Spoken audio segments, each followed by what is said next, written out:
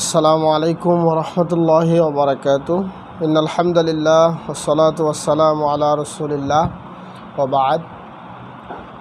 প্রশংসা আল্লাহ তাবারাকা ওয়া তাআলার জন্য, যে আল্লাহ পাকের অশেষ মেহেরবানিতে এক নজরে সূরাগুলোর পর্বের আজকে সূরা জারিয়াত সম্পর্কে আমরা কিছু কথা শুনবো ইনশাআল্লাহ। এই সূরা জারিয়াতটি নাজিলের ধারাবাহিকতা অনুযায়ী ৬৭তম সূরা। এই সূরাটির আগে নাজিল হয় সূরা আহকাব এবং পরে নাজিল হয় সূরা আল গাশিয়া।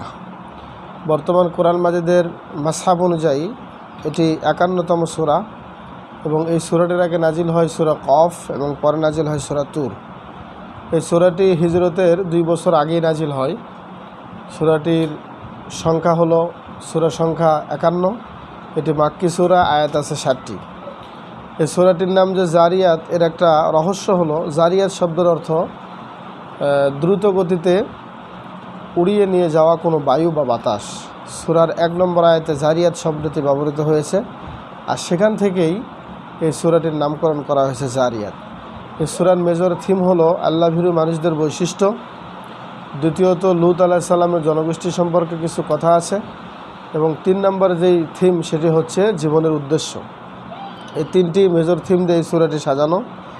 এরপরে এই সূরাটির শুরু এবং শেষের একটা সুন্দর সম্পর্ক আছে। সেটি হলো সূরাটির শুরুতে আল্লাহ তাআলা মৃত্যুর পর মানবজাতির পুনরুত্থানের নিশ্চয়তা দিয়েছেন এবং বলেছেন যে তোমাদেরকে যে ওয়াদা দেওয়া হয়েছে তা নিশ্চিত সত্য। আবার আল্লাহ তাআলা এই ওয়াদা সম্পর্কে আলোচনা দিয়েই শুরুটি শেষ করেছেন। আর এদেরকে তিনি এইভাবে বলেছেন, যেদিন এদেরকে ওয়াদা দেওয়া হচ্ছে সেদিন আমার পয়গাম প্রত্যাখ্যানকারীদের চরম দুর্ভোগ পোহাতে হবে। অন্য সূরার সাথে এই সূরাটির সম্পর্ক হলো, এই সূরার আগের সূরা হলো সূরা কফ, যা শেষ হয়েছে পুনরুত্থানের আলোচনা দিয়ে। সূরা জারিয়াতের শুরুতেই কসম খেয়ে বলা হয়েছে যে কিয়ামত অবশ্যই সংঘটিত হবে এবং মানুষের পুনরুত্থানও হবে এবং মানুষের যে ওয়াদা দেওয়া হয়েছে মানুষকে তাও নিশ্চিত সত্য। এই সূরাটির সারানুজুর যদি আমরা জানি, প্রথমেতে আমরা দেখতে পারবো নাজমুদ দুরার এবং তাফহিমুল কোরআনের মধ্যে যেভাবে এসছে, অধিকাংশ মানুষই আমরা সবাই জানি যে আখিরাতের ব্যাপারে ভুল ধারণা পোষণ করে। হাতে গোনা কিছু লোক যথাযথ ধারণা করলেও বহু লোক একে একেবারে অস্বীকার করে। আবার কিছু লোক আছে যারা আখিরাতে বিশ্বাস করে, তবে ভুল ধারণা নিয়ে।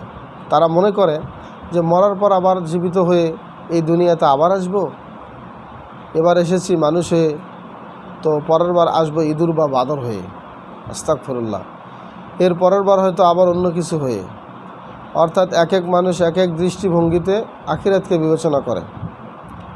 তার মানে তাদের এই ধারণার পেছনে জ্ঞানের কোনো উৎস নেই, বরং সব আন্দাজ অনুমান করেই বলে। সঠিক তো তারাই যারা কোরআনিক রেফারেন্সে কথা বলে, আর কোরআনে যা বলা হয়েছে সে হিসেবে ব্যাখ্যা বিশ্লেষণ করে বলা হয়েছে। আর যারা আন্দাজে কথা বলে তাদের পরিণতি তো ভয়াবহ হবে, এটা আমরা সবাই জানি। কারণ তারা তাদের রবকে চিনতে পারেনি, রবের বাণীকে সত্য হিসেবে মেনেও নেয় নাই। পাশাপাশি তাদের উপাসনা পায় কয়েকটি মাটির মূর্তি, যেগুলো তাদেরকে তো রিজিক দিতেই পারে না, উল্টো পূজারীর প্রাসাদ এর সামনে নিতর হয়ে দাঁড়িয়ে থাকে। মোটা দাগে মোট কথা হলো আল্লাহ তাআলা আখিরাত ও তাওহীদের দাওয়াত দিতেই এই সূরাটি নাজিল করেছেন।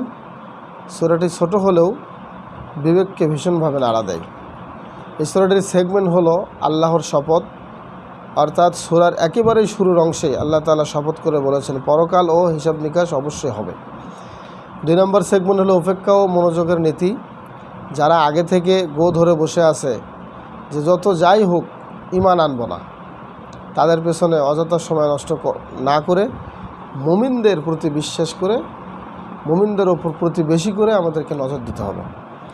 আর ৩ নম্বর সেগমেন্ট হলো শান্তির জন্য তাড়াহুড়ার কোনো প্রয়োজন নাই, কারণ যারা অপরাধী তাদের জন্য আল্লাহর শাস্তি ঠিক করা আছে। তারা দুনিয়া ও আখিরাতে ২ জায়গাতেই ধরা খাবে, তাড়াহুড়ার কোনোই প্রয়োজন নেই। এই সূরাটির ফজিলত মুসনাদ আহমদের মধ্যে আসছে, হাদিস নম্বর ১৬,৯৮২। এই সূরাটির মুফাসসাল সূরাগুলোর অন্তর্ভুক্ত। আমরা জানি পবিত্র কোরআনের সূরাগুলো 3 ভাগে ভাগ করা হয়েছে, তার মধ্যে মুফাসসাল একটা সূরা অন্তর্ভুক্ত। এই সম্পর্কে নবী সাল্লাল্লাহু আলাইহি ওয়াসাল্লাম বলেছেন যে মুফাসসাল সূরাগুলোর মাধ্যমে আমাকে অন্যান্য নবীর চেয়ে অধিক মর্যাদা দেওয়া হয়েছে। এটি ছিল ফজিলত। আর এই সূরাটির কজ অ্যান্ড ইফেক্ট হলো আল্লাহর অনুগত বান্দারা রাতের অল্প সময় ঘুমায় এবং শেষ রাতে জেগে আল্লাহ রবের কাছে ক্ষমা চায়, ফলে আল্লাহর সাথে সম্পর্ক তাদের গভীর হয় এবং সেই সাথে জীবনে আসে গতি, শৃঙ্খলা এবং প্রশান্তি। এই সূরাটির কজ অ্যান্ড ইফেক্ট হলো এটি। আর এই সূরাটির গতিপথ হচ্ছে আল্লাহর অপার নিদর্শন, অর্থাৎ সূরা শুরুতে আল্লাহ বেশ কিছু নিদর্শন তুলে ধরেছেন, সেগুলোর নামে শপথ করলেন। অবাক হয়ে দেখতে হয় যে আল্লাহর শপথের বিষয়গুলোর মধ্যে কি চমৎকার যোগসূত্র রয়েছে। 2 নম্বর গতিপথ হলো অতীত পর্যালোচনা ও শিক্ষা। কোরআনের পর্বের প্রত্যেকটা মোড়ে নেয় বিভিন্ন দিক আমরা লক্ষ্য করি, যেখানে দেখানো হয়েছে অতীতের অবাধ্য জাতিগুলোর পরিণতি, আবার আমাদেরকে দেওয়া হয়েছে কঠিন বার্তা। মানুষ ও জিন সৃষ্টির উদ্দেশ্য সম্পর্কে এই সূরাতে গতিপথ হিসেবে আলোকপাত করা হয়েছে। কেবলমাত্র আর তারই ইবাদত ও আনুগত্য করতে হবে, মাথা পেতে দিতে হবে কেবল তারই হুকুমের সামনে। এজন্য সৃষ্টি করা হয়েছে এই 2 জাতি। স্রষ্টার প্রতি সৃষ্টির যে দায়িত্ব সেটা এরকমই হওয়া দরকার। 4 নম্বর গতিপথ হচ্ছে কিয়ামত ও শেষ বিচার, অর্থাৎ অপরাধীরা কিয়ামত ও শেষ বিচারের দিনের উপর ঈমান রাখে না, তাই তারা মজা করে বলে যে তাড়াতাড়ি শাস্তি নিয়ে এসো।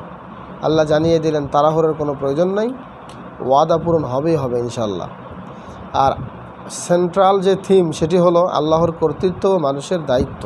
এই সূরাতে আমরা জানি এই সূরাতে আয়াত আছে 7টি। 1 থেকে 14 নম্বর আয়াতে বলা হয়েছে যে মৃত্যুর পর পুনরুত্থানের ঘটনা নিশ্চিত সত্য, তবে যারা একে অস্বীকার করবে তাদের জন্য থাকবে ভয়াবহ শাস্তি। 15 থেকে 19 নম্বর আয়াতে মুত্তাকিদের 4টি বিশেষ কোয়ালিটির কথা জানানো হলো।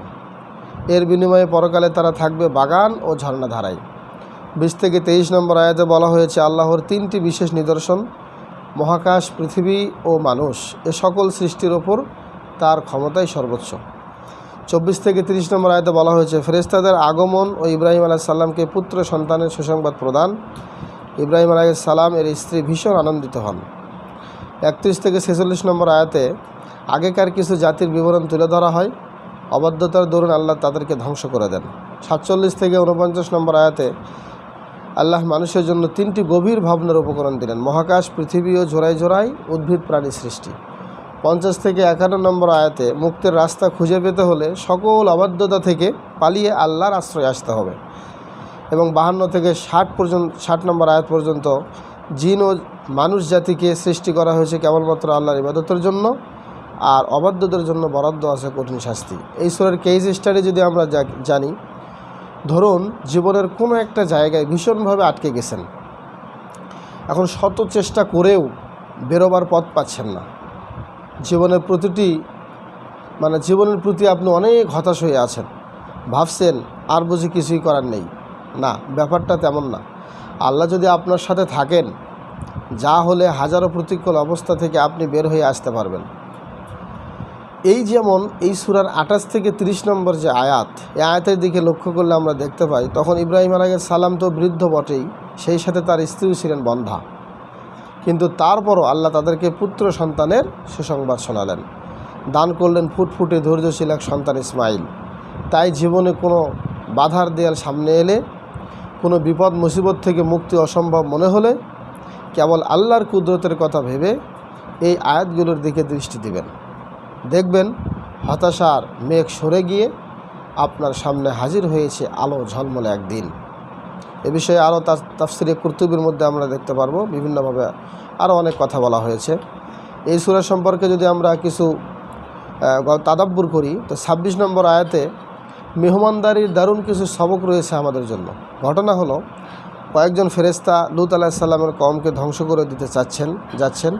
পথে তারা ইব্রাহিম আলাইহিস সালামের বাড়িতে থামলেন একটা সুসংবাদ দেওয়ার জন্য।